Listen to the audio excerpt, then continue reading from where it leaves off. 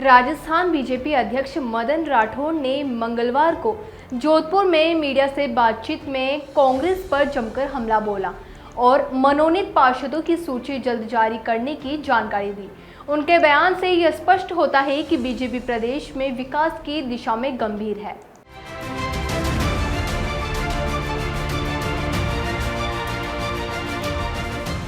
मदन राठौड़ ने कहा, कांग्रेस के प्रदेशाध्यक्ष डोटासरा कह रहे हैं कि हमारी सरकार पर्ची की सरकार है, लेकिन प्रदेश की जनता सब जानती है।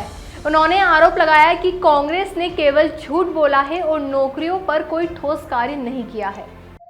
देखिए, गोविंद सिंह जी विपक्ष में है और विपक्ष को अपनी भूमिका निभाना भी चाहिए।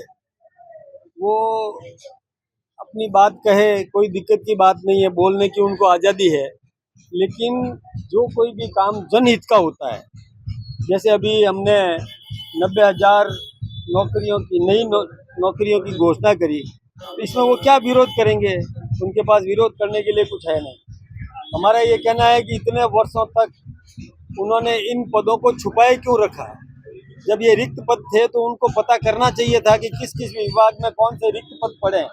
ये रिक्त पद पड़े थे, वर्षों से पड़े थे। हमारे मुख्यमंत्री ने, भजन लाल जी ने प्रयास करके रिक्त पद निकाले और एक साथ 90,000 लोगों को नौकरी देने की घोषणा करी। यही नहीं, इससे पहले 38,000 लोगों को और उन्होंने नौकरी देने की प्रक्रिया पाइपलाइन में है। हम और भी निकालेंगे और लोगों को नौकरी देंगे, सरकारी पक्की नौकरी देंगे। इस प्रकार की व्यवस्था हमारी सरकार कर रही है, करेगी काम। राठौड़ ने यह भी कहा कि उनकी सरकार ने पिछले बजट में सड़कों के लिए 9 लाख करोड़ रुपए और बिजली के लिए 2.35 लाख करोड़ रुपए का ऐतिहासिक आवंटन किया है। राठौड़ ने बताया कि राजस्थान में कल से घरेलू बिजली की कटौती को समाप्त कर दिया गया है। इससे आम जनता को राहत मिली है और अब बिजली की आपूर्ति में सुधार आया है। कांग्रेस के शासन में बिजली संकट था, लेकिन अब सब कुछ ठीक हो गया है।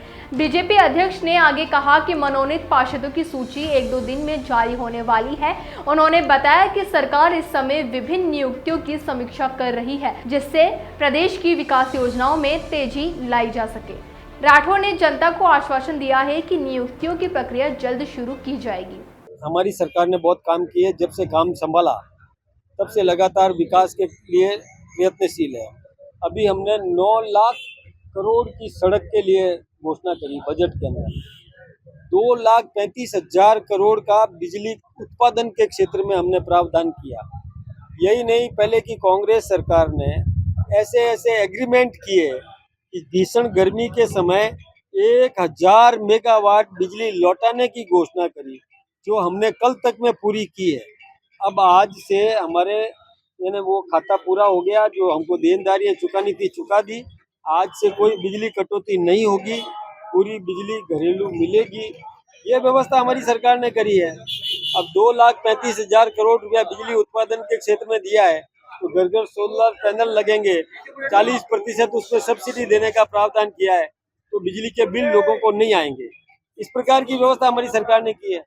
अब पदों की जहाँ तक आप बात कर रहे हैं, तो पद नियुक्तियां प्रक्रियाधीन है, काम चल रहे हैं। हम 2-3 दिन में पार्षदों का मनोनयन शुरू कर देंगे, मतलब घोषणा कर देंगे 2-3 दिनों में।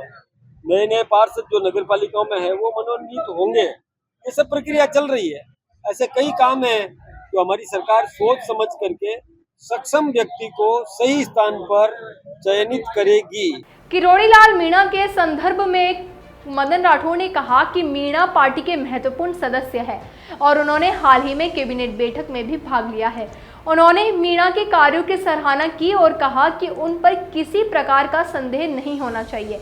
मीणा ने 4 जुलाई को मंत्री पद से इस्तीफा दे दिया था, लेकिन अब वह फिर से सक्रिय हो गए हैं।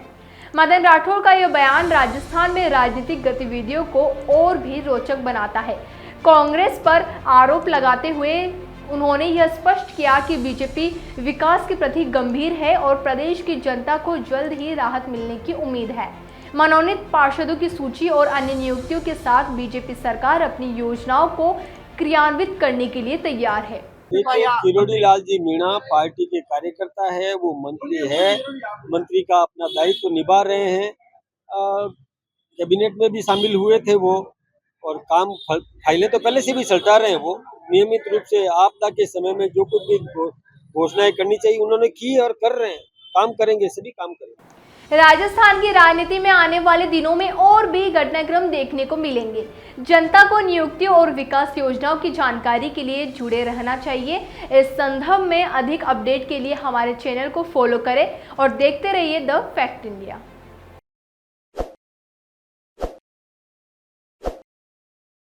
ताज़ा खबरों के लिए विजिट करें द फैक्ट इंडिया की वेबसाइट और डाउनलोड करें द फैक्ट इंडिया ऐप।